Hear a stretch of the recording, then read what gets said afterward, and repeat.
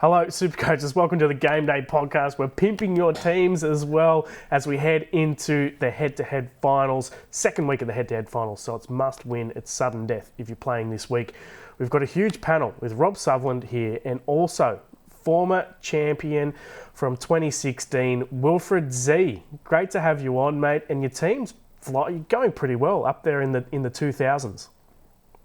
Yeah, thanks, Tom. Thanks, Rob. Thanks for having me on. 2016 feels like a lifetime ago, but yeah, still kind of know my stuff, I guess, and hopefully still pushing for a top 1K finish this year.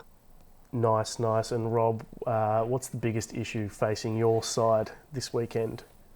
It's a weird one, in a way. It's which 2RF do I pick? I've got like three semi-plotters there. I've got Kaloamatangi, I've got Nikora, and I've got Bateman.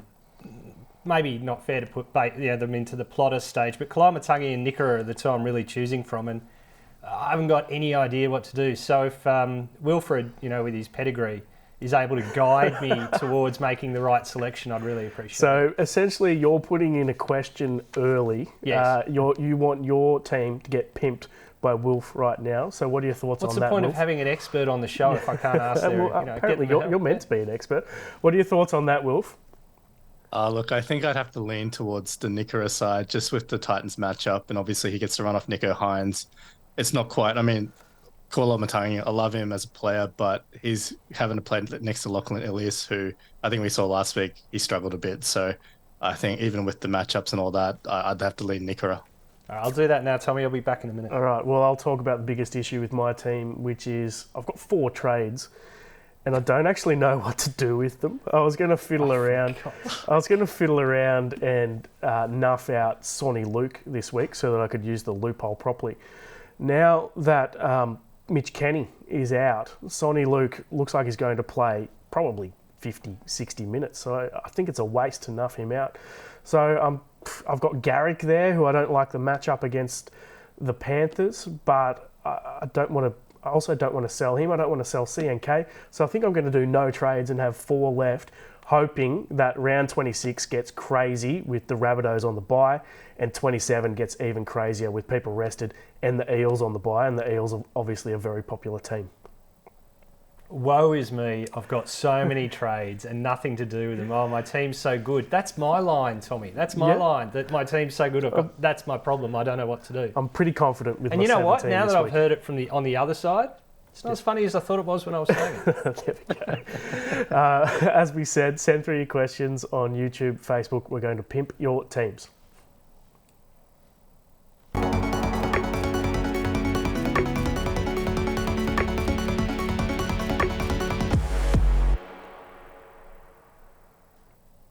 And also, if you send through a good sledge, you'll get the zinger of the week pop up on the screen as well. Michael Campton Smith is saying, everyone is selling Dylan Edwards at his price and Penrith humming. Is he actually a sneaky pod buy? So, there is a bit of an issue with Edwards. He was under an injury cloud, but he has trained this week and he will play. You're thinking of, you're saying that he might not play this week? Oh, no, I was saying that having bought him 2 weeks ago, and you always watch someone closer when you own them, I watched him extra close score pretty badly since I picked him up. And last week, it was in the second half. He was getting up from tackles and he was looking inconvenienced. He looked like he was clutching at ribs or a sternum. There was something there. And so I thought there was a chance that he would be rested. I mean, he hasn't had time off like the rest of the Penrith Stars have after Origin. They got games off. He didn't have that. Well, the fact that he almost didn't make it this week suggests to me that he might get rested next week. And they've obviously got Luai and Kenny out this week. So he could get rested in the run home. We've got a question from Nathan Hick. I'll put this to you, Wilfred. Is CNK out for more than 1 week? We don't know yet. The Warriors are saying that he should be back next week at the moment. And who would you bring in for him at under 640k? I've got this same issue as well because the guys I want are Gagai and Tu'o, but both of those guys are worth way more than 640k.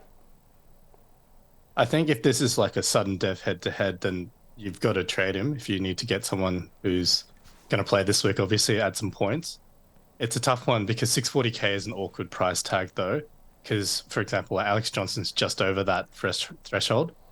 I guess if you want to get a little bit frisky, Dom Young with that Bulldogs matchup, and he's been on a bit of a tear. Look, you're counting on him to score tries, but he's been scoring tries for fun. So I don't mind that as a bit of a pod. If you can't, obviously you can't get to Marju or Dane Gagai or someone else like that at that price range. We've got some early... I'd throw in one more. I'd throw in Daniel Tupou. He's in good form. He's got a good matchup. Really, just going off matchups at that point, under sort of 640k, aren't you? You're not going to get a Penrith winger. You could get Taruva, but it's probably not worth it. But you could get Toops, or you could pick up Young, who was that Rocks and Diamonds sort of choice, but not the worst. We've got a couple of zinger-ish things coming in. Harrison Southam saying, I'm surprised Sangster hasn't given himself more trades, which is, I mean, you know, that's pretty standard banter. I'm not sure if that gets the zinger of the week pop up on the screen. Well, it got you to 4 this week, so yeah, that's true. I have been very frugal. Got big games coming up tonight. Let's do the burning issues.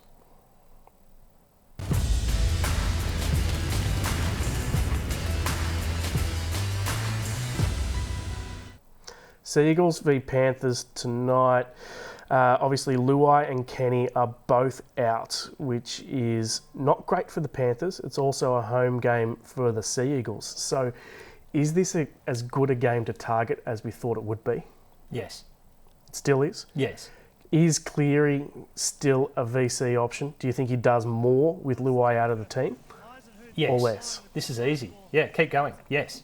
Yep. Yeah, I mean, like he hasn't got Luai there legitimately calling for the ball to the left. So, you know, it's all going to be Cleary. He'll be running the right. He'll be moving it left. I think it just makes him even better option this week. Yeah. Wilfred, who's your VC? Will it be Cleary tonight? I actually don't have Cleary in my team, so no, it won't be. I have Nico and SJ, so it's not like I'm slumming it up in the position. Look, I think if you have Cleary, like it's hard to go past him, right? And any of those three options are perfectly fine for a VC. To play devil's advocate, I guess the lack of Mitch Kenny at hooker might be a downside for Cleary in that, you know, does he get the quality service or at least the Mitch Kenny level of service that you'd want him to get to be able to obviously, do the Cleary magic that we're expecting. Sonny Luke has shown some tendencies to maybe overplay his hand at sometimes, maybe just trying to make an impression in his very limited, 3-4 minutes a game or whatever he gets. But yeah, that's the only kind of counterpoint I throw in there. Like I have no issues with anyone going with a Cleary VC. I've actually got it on Nico at the moment myself with the Titans matchup. So yeah, we'll get to our captaincy segment later, but I also think that Nico is a sneaky good VC option as well this week. Brian Tuo, one of the most popular players this week. He's expensive. I've been trying to fit him in, but I'd need to make 2 trades to get him in. So I'm saying no, and he was in a little bit of doubt this week. I think that's another factor you've got to take into consideration, that he might not quite be at 100%. They're probably looking at resting him over the last couple of rounds, given that he almost didn't get up for this round. So for me, I'm death riding him. I don't have him either, but it's hard to sort of knock the numbers. You know, I think he's got a couple of hundreds and a 90 in his last 3 games, something like that. His base is almost 40. Throw in some tackle busts, he's an automatic 50. You can worry about anyone being rested. The Panthers are playing legitimately for top 2 against some other jokers from up north who no one really supports anyway. So, there's a lot to play for Penrith. Huge. All right. Talking about that team that no one supports, Ruben Garrick. I'm worried about playing him this week. I'm still going to do it. Wilfred, what are your thoughts on him, mate? Are you playing him this week? With Charn's out, I just have to. And I'm hoping that with the Panthers a little bit depleted and this game at home, that he can get a 60, a 50 or a 60 for me. I think he's always a safe every week option. Like the fact that he's so involved, and if the Seagulls do score some points, he obviously gets the chance to kick some goals. I'm sitting him myself, but I do have a little bit more depth. Like I've got Brian To'o and Joey Manu, I've got Campbell Graham and also Greg Marju. So I think I'm comfortable playing all those guys ahead of him. Also going to start Jermaine Osako this week ahead of Ruben Garrick. So with that kind of setup, but if you got to play him, he's not a bad play at all. Just probably a bit of a cap ceiling against the elite defense that is the Panthers. Yep, absolutely. The Panthers know how to shut down an attack, that's for sure. We've got some zingers coming through. Rob, can you use one of your trades to change your shirt? I actually thought about what shirt I was going to wear this week, and I thought, how is it going to go over with, the three people who like to comment about it on the show? And then I had a realisation, Thomas. I realised I don't give a toss. I don't care. I don't care how they feel about it, so I wore it anyway. So, bye. It's great. How many times have you worn that shirt on the show this year? 5 or 6. I picked it up in Qatar, actually. Yeah. Oh, here we go. We've got a good story. I was stuck in Qatar when my flight back from Europe got cancelled, and it was 45 degrees, and I didn't have anything that was Qatar appropriate. So I decided to walk to the shopping centre and buy myself a shirt, and this is what I got. I was very happy with it. Very nice. Well, we've got... I'm surprised you didn't plug the shop so we could try and get them as a sponsor. It's a UK brand, so there was no use with that. I'm sure SuperCoach is massive over there in Qatar. Oh, they had their own merchandise section, Tom. Your face was everywhere. Oh, please. Moving on, I put this question to you, Wilfred. Would you bring in Big Tino or DWZ or Brian Tuo this weekend? What are your thoughts? Geez, that's a really tough one. I feel like with Dallin, with no chance days, his ceiling's a little bit capped. It's still a great matchup, but there's some whispers of a bit of rain going down over in New Zealand, so maybe I'd stay away from him. Look, Big Tino, you know what you're going to get, right? I'm sure he's going to be keen to rip in. I can see big minutes for the Titans. They're probably out of finals contention mathematically as well, so there's really nothing to lose for them. So, look, it will come down to your team, obviously, depth-wise, but it's hard to go past Tino, who's just been absolutely flying. We've got some massive matches coming up on Friday night as well. Let's do Friday night footy.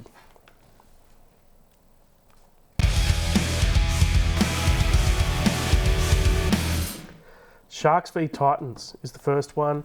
I mentioned it before, and you mentioned it as well, Wilfred. Nicho Hynes as a VC, I kind of like it. It's only at 7% coming up against the Titans. His recent record is actually good. He's averaging well over 100 in his last 6 if you take out that game against the Panthers. And as we said, the Panthers are just great at stopping people scoring tries. Wilf?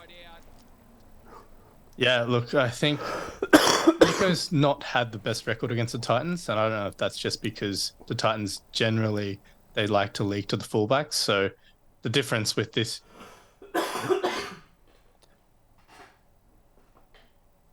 so the difference being for this game, I suppose, with no Will Kennedy back there, I know Connor Tracy's not bad, but I feel like maybe Nico's got to do more. And with the Sharks needing to win, they've just got to... Nico's got to step up, basically. So I that's why I've got it on him at the moment.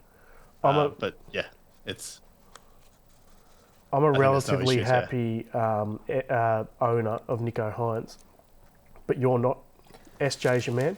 Yeah, well, I mean, SJ became my man last week. And I'm not dissatisfied with that change. I actually think the Titans win this game. I know it's a sort of certainly outside what the bookies suggest, but they're just the right brand of crazy to screw up the Sharks. I think the Sharks don't do very well with very well-structured teams. That's why they can't beat a good team. But also they might struggle with a bit of crazy, and the Titans are crazy. And they're going to beat them up through the middle with Tino back and Fafita running big metres. I think they might struggle. Yeah, speaking of crazy and Tino, very popular purchase this week. For me, I'd be aiming at the back line more than in the forwards, but Tino is still a great purchase. Oh, 100%. I think... Fafita's runs are up, but what Fafita does on an edge, Tino does in the middle to props as opposed to centre wings. And as Wilf said before, he's had 3 weeks cooling his heels. He's clearly going to want to come back, play big minutes, and sort of give back to the team that carried him while he was away as skipper. So. Yeah. Next up on Friday night, we've got Broncos v the Eels. Your Broncos, Wilf, Payne Haas is just chugging along well. Doesn't look like he'll get rested, given that they've got the bye next week. So we've already planned for that. So it looks like Broncos, like him, Reece Walsh, will play out the season as we expect. Yeah, I think the way the Broncos are travelling, they've got to get a balance between obviously resting guys and making sure they're healthy. But I think they want to keep that momentum going. They're playing some good footy, and obviously Payne Haas and Walshy, they're all instrumental to that. So. Look, Payne loves to play. Like he he hates coming off the field, but I think he knows it's probably for the best. So that's why his minutes are a little bit down, but geez, he's doing plenty with them. Indeed he is. Mitchell Moses, very popular sell. I think he just has to go. You need to get to Cleary or SJ or Hines. You need 2 of those 3 guys. 100%. Look, you talk to my happy, having got rid of Hines. I'm not thrilled with it. He's got the best average, I think, in the game. But you have to have 2 of those 3 guys for the finish. I think SJ with his draw is probably preferable to Nico, but that's a hot topic. We'll leave it for later. Also at the Eels, we've got Cartwright absolutely killing it. Your guy. And well, he's not my guy anymore. I thought that he was done. I seriously thought that he just couldn't go, he couldn't get back to what he was doing back at the Panthers when he was a youngster. How bad was that defence? Could we watch that one again? That was Jack, they legitimately just Jack Bird's on one leg. They just watched him wander over. There was 3 guys just okay. Well, that's what happens. Maybe they've all got him in their Supercoach team. Remember when Corey used to have himself in his Supercoach team and he sort of let slip that he would throw extra offloads that he didn't need to throw just to get his score up? Maybe that's what happened there. It could have happened there. And poor old Jack Bird, they put him out in the centres. He can't, he basically can't run. And they've put him in the centres where he has to move laterally. So Cartwright took advantage of that. Supercoach-wise, he's just killing it this year. And he's almost back at where he was when he was at the Panthers.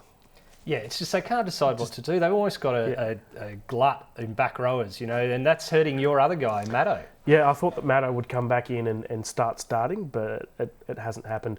Cartwright's obviously got that right spot left in. Andrew Davies in a bit of doubt this week with a concussion, and we'll get to that next, actually. It's a good segue into late mail.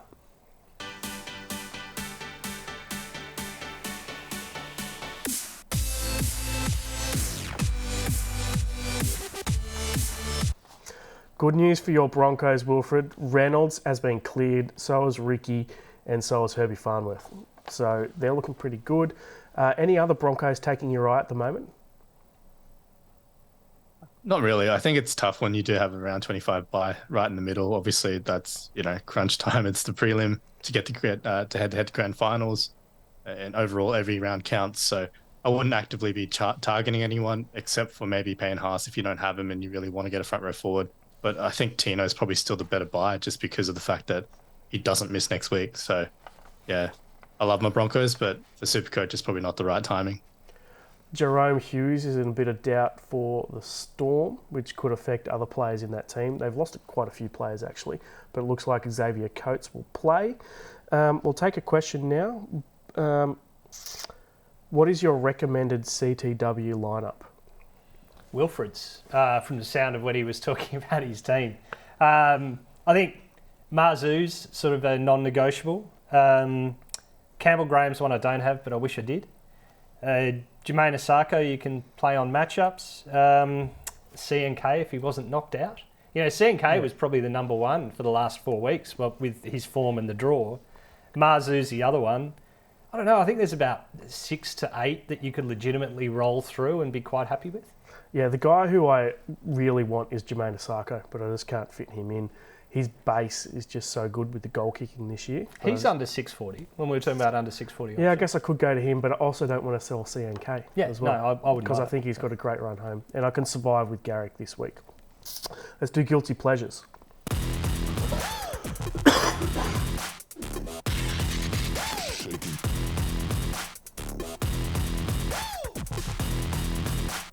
This is the player that you shouldn't pick, but you just can't help yourself. Who is it? I'm going to do it again.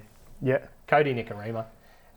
It's that thing I talked about earlier, that when you've got a guy on your team, you really enjoy watching him, and you watch more of them. Like Dylan Edwards, I probably wouldn't have really noticed that he was sort of, looking uncomfortable if I didn't have him in my team after each hitter. Cody, I like. He's got a touch of the Jazz Tavangas about him. Like he's filthy with his himself and his teammates when things go wrong, and because he's in my team, I get to watch him a bit more, and I do enjoy like a guy that will give his own team a bit of a bake when they just got it wrong, and sets that high standard. He's been fun to have. My guilty pleasure is absolutely no one, and I can back it up because I've got 4 trades and I'm not going to bring anyone in. I like the guys I've got, so nothing's going to change for me. Wilfred, your guilty pleasure for this week? I'm down to 1 trade, so I think I've already splurged on all my guilty pleasures, but 2 rounds ago, I decided to go with Campbell Graham over Alex Johnston. So I guess you could count that as one because that hasn't worked out for me. My other guilty pleasure was just a bit of a impulse purchase of Scott Sorensen. I really Huge. like him as a player, and he's actually been going really well for Supercoach. So yeah, that's my guilty pleasure. Oh, I love watching Scott Sorensen every single week, but unfortunately I don't have him in my team and I just don't have the guts to get him in. Let's go now to Cope's captains.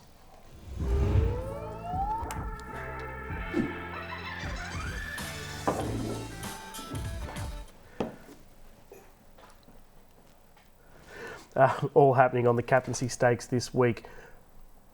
Kalen Ponga at 73%. That's as high as it has been since Nicho Hynes was killing it at the start of the year.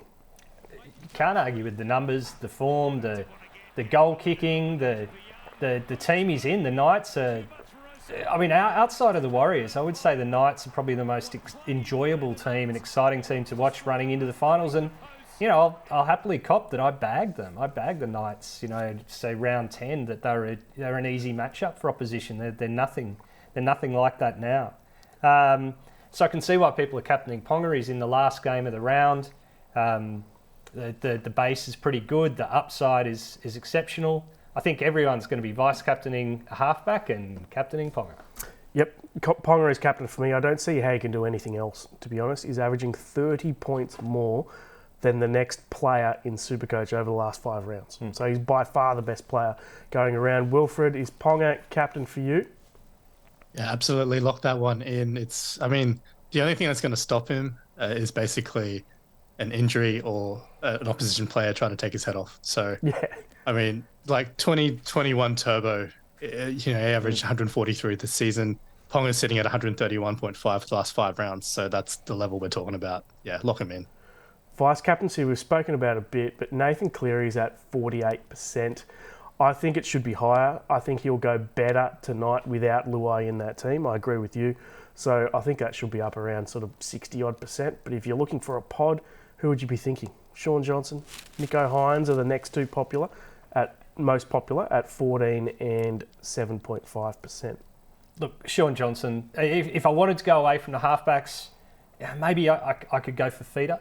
The Sharks isn't the easiest matchup in that regard, but he's got the upside for the forwards that most of them lack. But honestly, I struggle to go past that. Kyle has written in, we'll take questions till the end of the show.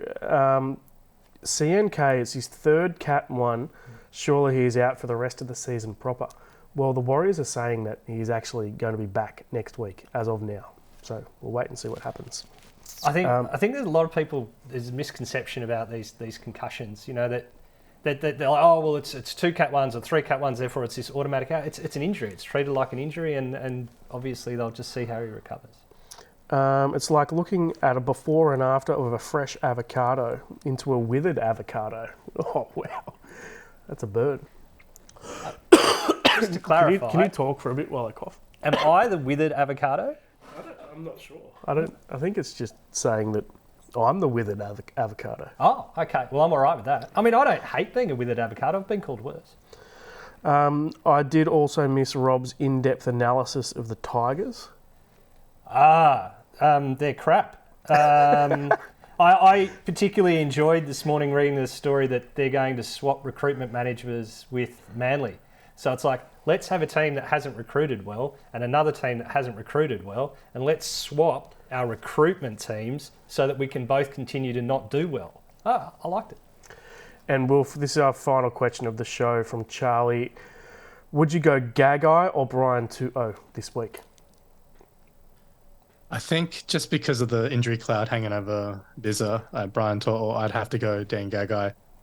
I think, there's still a chance that he doesn't play. Like Tom Jenkins is in that number 19 jersey, and there's every chance that he comes into the team if there's any question about him being able to play. I think he's got a bicep concern or something like that. So just given the matchups as well, like the Knights ran riot against the Bulldogs last time. This time they're playing at home. So yeah, it's going to be hard to watch if you don't have at least a piece of the Knights attack there. Yep, I tend to agree with that one as well. Mm-hmm. Big thanks to Rob. Big thanks to Wilfred for coming on his first show of the year. We'll catch you for the Teams podcast. We'll see you then.